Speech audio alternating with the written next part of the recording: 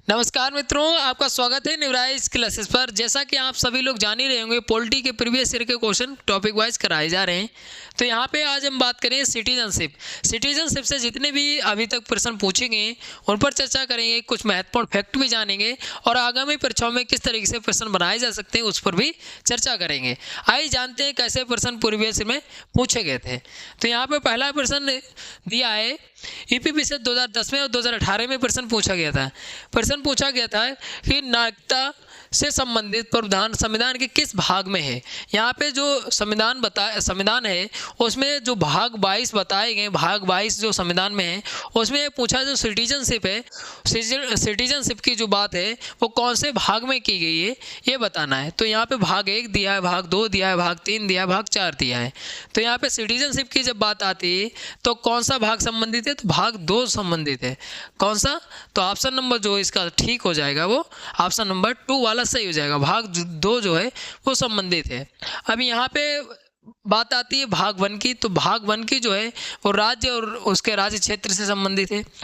तो इसका अगर बात करते हैं, इसका संबंधित जो अनुच्छेद है वो कौन सा संबंधित है, अनुच्छेद 1 से 4 संबंधित है। याद रखिए, भाग 1 जो है वो संघ राज्य क्षेत्र से संबंधित है और अनुच्छेद जो है वो 1 से 4 संबंधित है। आगे बात करते हैं भाग 3। तो भाग 3 की अगर बात करें तो भाग 3 जो संबंधित है वो किससे संबंधित है, फंडामेंटल राइट से संबंधित है, फंडामेंटल राइट से संबंधित है। और भाग 3 अगर अनुच्छेद बात करें तो अनुच्छेद जो है 12 से 35 संबंधित है। तो ये प्रश्न पूछे जाते हैं। आगे बात करते हैं भाग 4। तो भाग 4 जो है वो किससे संबंधित है, तो भाग 4 जो है वो किससे संबंधित हो, डीपीएसपी से संबंधित है, डीपीएसपी से संबंधित है। याद रखिए, राज्य के नीति निहित तत्वों से संबंधित है भाग 4। और अगर अनुच्छेद की बात करें तो अनुच्छेद जो है 36 से 51 संबंधित है, अनुच्छेद जो है वो 36 से 51 संबंधित है। याद रखिए, तो ये प्रश्न आपको बार बार रिपीट होते हैं तो याद रखना है आपको। आगे बात करते हैं अगले प्रश्न की। तो अगला प्रश्न पूछा गया था भारतीय संविधान के कौन से अनुच्छेद में नागरिकता से संबंधित है। जो अनुच्छेद बताए गए हैं भारतीय संविधान में, कितने अनुच्छेद हैं भारतीय संविधान में, तो भारतीय संविधान में अगर अनुच्छेद की बात करें तो 395 अनुच्छेद जो बताए गए हैं उनके खा बना दिए गए, लेकिन अनुच्छेद की बात करें तो 395 ही अनुच्छेद हैं। अब इसमें जो 395 अनुच्छेद में जो है सिटीजनशिप की बात कहाँ पे की गई, ये प्रश्न पूछा गया था। यूपी से 2020 में ही प्रश्न पूछा गया था कि सिटीजनशिप जो है कौन से अनुच्छेद में बताई गई है। तो यहाँ पे दिया है अनुच्छेद 3 से 10 दिया है, अनुच्छेद 4 से 11 दिया है, अनुच्छेद 5 से 11 दिया है, अनुच्छेद 6 से 11 दिया है। तो अगर बात करते हैं जब सिटीजनशिप की बात आती है तो कौन सा अनुच्छेद संबंधित है, तो ये अनुच्छेद जो है संबंधित है वो अनुच्छेद 5 से 11 संबंधित है, 5 से 11 अनुच्छेद संबंधित है। तो ये प्रश्न पूछा गया था। आगे बात करते हैं अगले प्रश्न की। तो अगला जो प्रश्न दिया है यहाँ पे, भारतीय संविधान निम्न में से कौन सी नागरिकता प्रदान करता है। तो यहाँ पे बताना है कि जो भारतीय संविधान में कौन सी नागरिकता प्रदान करता है। तो यहाँ पे यूपी पीसेस 1994 में प्रश्न पूछा गया था। तो यहाँ पे दोहरी नागरिकता दिया है, एकल नागरिकता दिया है, उपरोक्त दोनों दिया है, उपरोक्त में से कोई नहीं दिया है। तो अगर भारत में अगर बात करें, भारत में जो है एकल नागरिकता प्रदान की जाती है, तो इसका जो राइट आंसर हो जाएगा वो आंसर नंबर 2 वाला हो जाएगा। आंसर नंबर 2 वाला सही हो जाएगा। एकल नागरिकता जो है भारतीय संविधान में एकल नागरिकता का जिक्र मिलता है, तो ये एकल नागरिकता सही हो जाएगा। ऑप्शन नंबर जो होगा वो 2 वाला सही हो जाएगा। आगे बात करते हैं अगले प्रश्न की।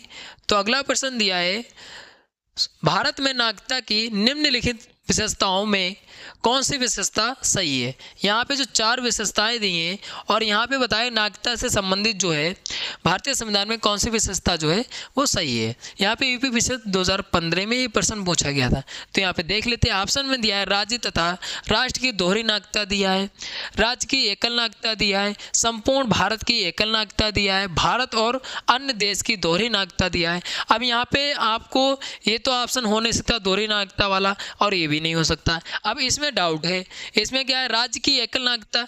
तो राज्य की केवल एकल नागरिकता की बात नहीं की गई है, यहाँ पे संपूर्ण भारत की एकल नागरिकता की बात की गई है। याद रखिए, संपूर्ण भारत की एकल नागरिकता की बात की गई। ऑप्शन नंबर जो होगा वो 3 वाला सही हो जाएगा।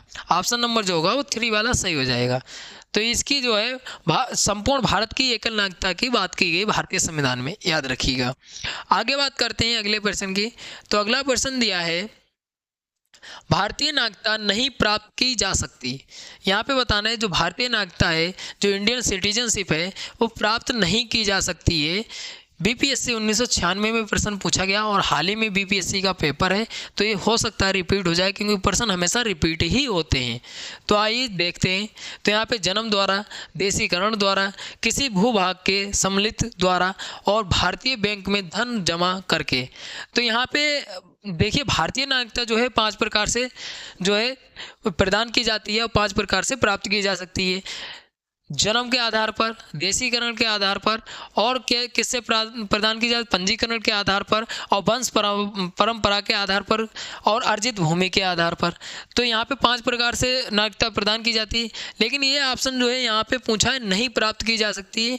तो देखिए ऐसा नहीं है कि भारत में अगर किसी कोई विदेशी है और भारत में उसका धन जमा है तो उसको नागरिकता प्रदान की जाएगी, तो ऐसा नहीं है। तो भारतीय धन जो है, भारतीय बैंक में धन जमा करके नहीं नागरिकता प्रदान की जा सकती है, याद रखिएगा। ऑप्शन नंबर जो होगा 4 वाला से यहाँ पे नहीं पूछा था। देखिए जन्म के स्थान, जन्म के द्वारा भी प्रदान की जाती है, देशीकरण के आधार पर, और अर्जित भूमि के मतलब भूभाग से भी प्रदान की जाती है, और परंपरा के आधार पर भी, पंजीकृत से भी प्रदान की जाती है। और बैंक में धन जमा करके जो है नागरिकता नहीं प्रदान की जाती। ये प्रश्न बहुत ही महत्वपूर्ण है, काफ़ी बार प्रश्न पूछा जाता है। आगे बात करते हैं अगले प्रश्न की। तो अगला प्रश्न दिया है, किस देश में दोहरी नागरिकता पॉलिसी ऑफ डुअल सिटीजनशिप का सिद्धांत स्वीकार किया। मतलब यहाँ पे बताना किस देश ने जो है डुअल सिटीजनशिप का सिद्धांत जो है स्वीकार किया है। तो यहाँ पे भारत दिया है, कनाडा दिया है, ऑस्ट्रेलिया दिया है, संयुक्त राज्य अमेरिका दिया है। यहाँ पे MPPCS 2006 में प्रश्न पूछा गया था। MPPCS 2006 में ये प्रश्न पूछा गया था कि जो डुअल सिटीजनशिप की जो है सिद्धांत है वो किसने अपनाया था। तो ये जो है यहाँ पे अपनाया जो था वो USA ने अपनाया था, संयुक्त राज्य अमेरिका ने अपनाया था।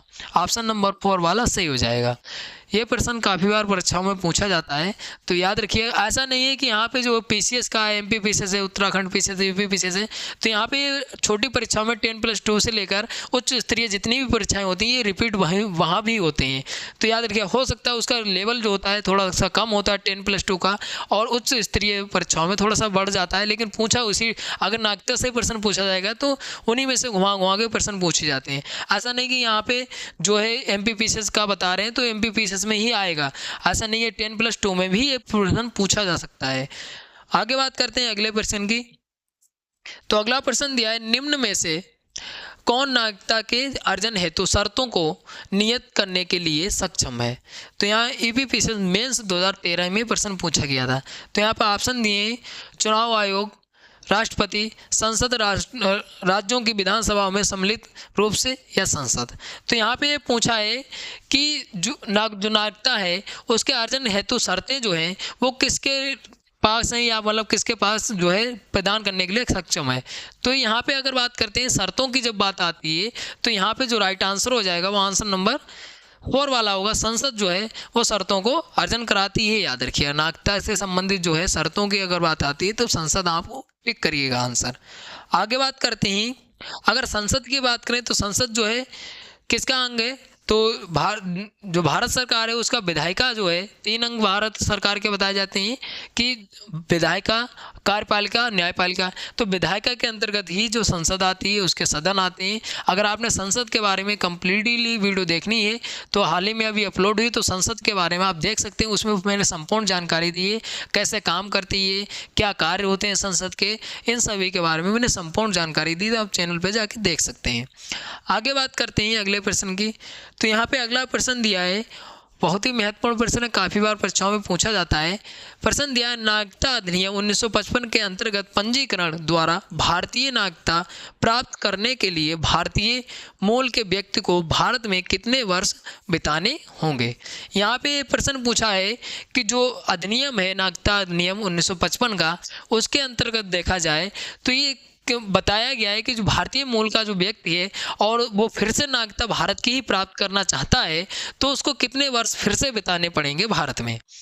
तो यहाँ पे अगर बात करते हैं तो यहाँ पे ऑप्शन दिए हैं 5 वर्ष और यहाँ पे दिया है 3 वर्ष, 7 वर्ष और 9 वर्ष। तो अगर जब भारतीय मूल के और भारत में ही कितने वर्ष बिताने पड़ेंगे, तो ये जो है 7 वर्ष बिताने पड़ेंगे। कितने वर्ष? 7 वर्ष बिताने पड़ेंगे। ऑप्शन नंबर जो होगा इसका 3 वाला सही हो जाएगा। अगर बात करते हैं किसी को देशीकरण के आधार पर अगर नागरिकता जो है प्राप्त करनी है, तो उसको 12 वर्ष बिताने पड़ेंगे। कितने वर्ष? तो 12 वर्ष बिताने पड़ेंगे। और भारतीय मूल को जो है 7 वर्ष बिताने पड़ेंगे। तो याद रखिए ये प्रश्न देख लीजिए, चंडीगढ़ PCS 2013 में प्रश्न पूछा गया था। आगे बात करते हैं अगले प्रश्न की। तो अगला प्रश्न दिया है यहाँ पे, नागरिकता संशोधन विधेयक 2019 संसद से कब पारित किया गया। यहाँ पे बताना है जो नागरिकता विधेयक है वो 2019 का, वो संसद से कब पारित किया गया ये बताना है। तो ये जो है संसद की जब बात आती तो ये पारित होता है 11 दिसंबर 2019 में पारित हुआ। ऑप्शन नंबर जो होगा वो 2 वाला सही हो जाएगा। अगर बात करते हैं यहाँ पे जो संसद के दो सदन होते हैं, निम्न सदन और उच्च सदन, अगर लोकसभा की बात आती है तो लोकसभा में कब पारित होता है, तो लोकसभा में 9 दिसंबर 2019 में पारित होता है। 9 दिसंबर 2019 में पारित होता है।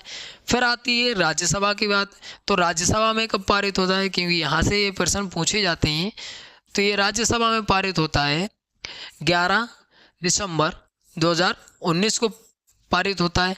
अगर बात करते हैं यहाँ से जब विधेयक पारित हो जाता है, मतलब यहाँ लोकसभा राज्यसभा से जब पास हो जाता है, तो ये कहाँ जाता है विधेयक, ये जाता है राष्ट्रपति के पास। जब राष्ट्रपति अनुमोदन दे देता है तो वो एक कानून बन जाता है। अब यहाँ पे अधिनियम बन जाता है। तो ये जो है राष्ट्रपति के पास कब जाता है, तो राष्ट्रपति ने अनुमोदन कब दिया, तो 12 दिसंबर 2019 को दिया है। ये अनुमोदन 12 दिसंबर 2019 को राष्ट्रपति ने दिया। और यहाँ पे अगर बात करते हैं ये अधिसूचित कब किया गया, तो 11 मार्च 2024 में अधिसूचित किया गया। याद रखिए अधिसूचित वाली भी डेट पूछी जा सकती है। तो ये प्रश्न महत्वपूर्ण बन जाता है, याद रखिएगा। आगे बात करते हैं अगले प्रश्न की। तो यहाँ पे अगला प्रश्न दिया है, नागरिकता अधिनियम 2019 का उद्देश्य। तो यहाँ पे नागरिकता अधिनियम 2019 का उद्देश्य क्या है, जो पारित हुआ है, राष्ट्रपति ने अनुमोदन दिया, अधिनियम बन गया है। तो ये इसका इसका उद्देश्य क्या है, क्यों पारित किया गया। क्योंकि जब भी कोई अधिनियम पारित होता है तो उसका एक मेन उद्देश्य होता है, ये किस लिए किसके लिए है और किस लिए जो है अधिनियमित किया गया है। तो ये सब इसका उद्देश्य होता है। BPSC 2022 में ही प्रश्न पूछा गया था। तो यहाँ पे ऑप्शन दिए हैं, क्या ऑप्शन दिए, तो बांग्लादेशी अवैध अप्रवासियों को हटाना। फिर दूसरा ऑप्शन दिया भारतीय नागरिकों की पहचान करना।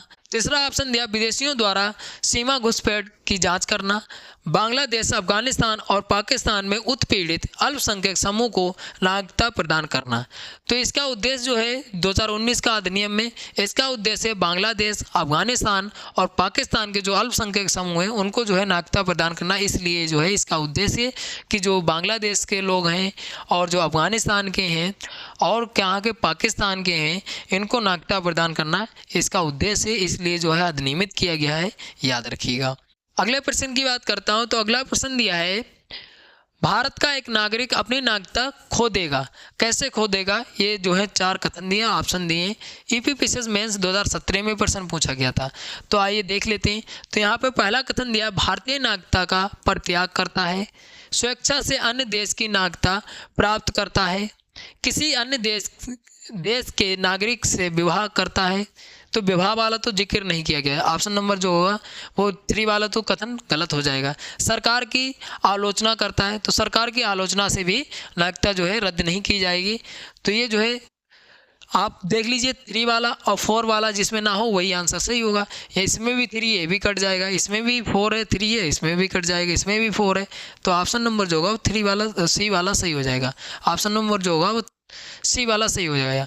तो ये जो है स्वेच्छा से अपना त्याग कर सकता है और जो है या किसी देश की जो है नागरिकता प्राप्त कर लेता है तो वो उसकी भारत की जो नागरिकता है वो रद्द हो जाएगी। तो ये प्रश्न पूछा गया था, याद रखिएगा। आगे बात करते हैं अगले प्रश्न की। तो अगला प्रश्न दिया है, भारत के संदर्भ में निम्नलिखित कथनों पर विचार कीजिए। आइए विचार कर लेते हैं। IAS प्री 2021 में ही प्रश्न पूछा गया था। तो आइए देख लेते हैं। तो यहाँ पे कथन दिए। तो यहाँ पे पहला कथन दिया है, भारत में केवल एक ही नागरिकता और एक ही अधिवास है। फिर दूसरा दिया है जो व्यक्ति जन्म से नागरिक हो केवल वही राष्ट्रपति बन सकता है। तो ये तो कतई बात सही नहीं हुई है, क्योंकि ऐसा यहाँ पे कथन में ये बताया जा रहा है कि जन्म से जो भारत का नागरिक हो वही जो है राष्ट्रपति बन सकता है, ऐसा कुछ नहीं है। भारतीय संविधान में इसका जिक्र नहीं है। फिर तीसरा देख लेते हैं, जिस विदेशी को एक बार नागरिकता दे दी गई है किसी भी परिस्थिति में उसे इससे वंचित नहीं किया जा सकता है। तो ऐसा भी नहीं है, यहाँ पे अगर जो है वो परित्याग भी कर सकता है। अभी पीछे ही बात की थी, तो ये जो है कथन 2 और कथन 3 जो है वो गलत है। और यहाँ पे सही कथन पूछे तो सही कथन केवल एक ही हो जाएगा, क्योंकि एकल नागरिकता जो है भारतीय संविधान प्रदान करता है। तो ऑप्शन नंबर जो होगा वो ए वाला सही हो जाएगा। 2 कथन जो है वो बिल्कुल गलत है। यहाँ पे सही कथन पूछे थे तो सही केवल एक कथन है। तो यहाँ पे ये प्रश्न पूछा गया था 2021 में IAS में फ्री में। आइए आगे बात करते हैं। आइए नागरिकता से संबंधित कुछ महत्वपूर्ण तथ्य पर बात कर लेते हैं। तो यह बात करते हैं नागरिकता की, तो सिटीजनशिप की बात भारतीय संविधान में भाग 2 में और अनुच्छेद जो है 5 से 11 संबंधित है। ये प्रश्न अभी पूर्व की परीक्षाओं में पूछा गया था, अभी चर्चा किया था। आगे बात करते हैं, भारत में ब्रिटेन के समान एकल नागरिकता का प्रदान किया गया है। तो किसके समान, ये भी प्रश्न पूछा जा सकता है, तो ब्रिटेन के समान है। आगे बात करते हैं जो अनुच्छेद 11 है, तो अनुच्छेद 11 में क्या बताया गया, तो अनुच्छेद 11 में जो है उसके अंतर्गत संसद को नागरिकता के संबंध में विधि बनाने की शक्ति है। मतलब कानून बनाने की शक्ति किसको है, तो संसद को है। किसके प्रति, तो सिटीजनशिप के प्रति, याद रखिएगा। आगे बात करते हैं, संसद द्वारा भारतीय नागरिकता अधिनियम 1955 पारित किया गया था। तो अभी 55 के बारे में बात की थी। और अगर बात करते हैं भारतीय नागरिकता कितने प्रकार से प्राप्त की जा सकती है, तो 5 प्रकार से प्राप्त की जा सकती है। किस किस में, तो देख लीजिए, जन्म से प्राप्त की जा सकती है, जन्म से प्राप्त की जा सकती है, और वंश परंपरा से प्राप्त की जा सकती है, पंजीकरण से प्राप्त की जा सकती है, देशीकरण से प्राप्त की जा सकती है, अर्जित भूमि के समावेश द्वारा प्राप्त की जा सकती है। ये 5 प्रकार से भारतीय नागरिकता जो है प्राप्त की जा सकती है। आगे बात करते हैं यहाँ पे, अब त्याग कितने प्रकार से किया जा सकता है, तो त्याग जो है भारतीय नागरिकता जो है 3 प्रकार से जो है त्याग किया जा सकता है, याद रखिए। एक तो स्वेच्छा से, अपनी इच्छा से जो है त्याग कर सकता है। किसी देश की अन्य देश की जो है नागरिकता प्राप्त कर लेता है तो अब जो है भारतीय नागरिकता रद्द कर दी जाएगी, वो त्याग कर सकता है। आगे बात करते हैं, फिर क्या है, नागरिकता त्यागने पर नागरिकता त्याग भी कर सकता है। सरकार द्वारा वंचित करने पर, मतलब सरकार भी वंचित कर सकती है, मतलब सरकार भी नागरिकता को रद्द कर सकती है। जैसा कि अभी एक फैसला सुनाया है सुप्रीम कोर्ट ने। क्या फैसला सुनाया है सुप्रीम कोर्ट ने? ये कहा है कि 1971 से पहले जो बांग्लादेश के लोग आए हुए हैं और केरल में बसे हुए हैं उनको जो है नागरिकता दी जाएगी, और 1971 के बाद जो बसे हुए हैं उनको नागरिकता नहीं दी जाएगी। तो ऐसा अभी फैसला आया था सुप्रीम कोर्ट का। आगे बात करते हैं अनुच्छेद 9। अनुच्छेद 9 ये क्यों महत्वपूर्ण है, ये क्यों इसलिए महत्वपूर्ण बन जाता है, इसके अनुसार जब कोई व्यक्ति स्वेच्छा से किसी विदेशी राज्य का नागरिक हो जाता है तो उसकी नागरिकता स्वतः ही समाप्त हो जाती है। तो यहाँ पे भी अनुच्छेद 9 में क्या बताया गया, तो अनुच्छेद 9 में जो है अगर कोई व्यक्ति ऐसा है कि किसी देश की नागरिकता प्राप्त कर लेता है तो उसकी जो है भारतीय नागरिकता स्वतः ही समाप्त हो जाएगी। ये जो है अनुच्छेद 9 में उल्लेख मिलता है।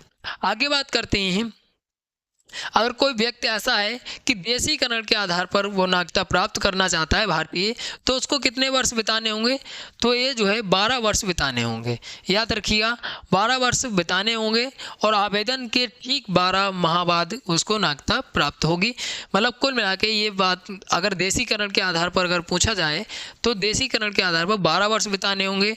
अगर कोई भारतीय मूल का है, वो भारत की नागरिकता प्राप्त करना चाहता है, तो आगे देखते हैं। आगे अगर बात करते हैं नागरिकता अधिनियम 1955 के तहत अगर देखा जाए, जो धारा 5(1)(a) है, इसके तहत जो रजिस्ट्रेशन के आधार पर अगर जो है नागरिकता प्राप्त करना चाहता है तो उसको भारतीय मूल के व्यक्ति को कितने वर्ष बिताने होंगे, तो 7 वर्ष। ये प्रश्न अभी पूर्व की परीक्षाओं में पूछा गया था, तो कितने वर्ष बिताने होंगे, 7 वर्ष। ये प्रश्न पूछा जाता है। अब यहाँ पे संसद को जो है नागरिकता संबंधी अर्जन संबंधी जो है शर्तें जो है किसके पास है, तो ये जो है संसद के पास है, याद रखिएगा। आगे बात करते हैं, एक संशोधन और होता है नागरिकता वाला 2005 में। इसमें ये बताया गया था इसमें कुछ खास नहीं है। इसमें ये बताया कि पाकिस्तान और बांग्लादेश के जो नागरिक हैं उनको जो आवेदन करने के लिए नागरिकता प्रदान करने के लिए बताए गए थे। फिर यही संशोधन होता है 2019 में, नागरिकता संशोधन अधिनियम 2019 का। इसमें क्या बताया गया है, इसमें जो है अफ़गानिस्तान, पाकिस्तान और बांग्लादेश के जो हिंदू, मुस्लिम और सिख ईसाई हैं उनको जो है, जो अल्पसंख्यक वर्ग हैं उनके लिए नागरिकता प्रदान करने की बात की गई है, याद रखिएगा। उनके लिए नागरिकता प्रदान करने की बात की, ये पॉइंट भी महत्वपूर्ण बन जाता है, याद रखिएगा। तो यहाँ पे ये जो है नागरिकता से संबंधित जो महत्वपूर्ण तथ्य थे यहाँ पे चर्चा किया है, और जो प्रीवियस ईयर में क्वेश्चन पूछे गए थे उन पर भी चर्चा किया है।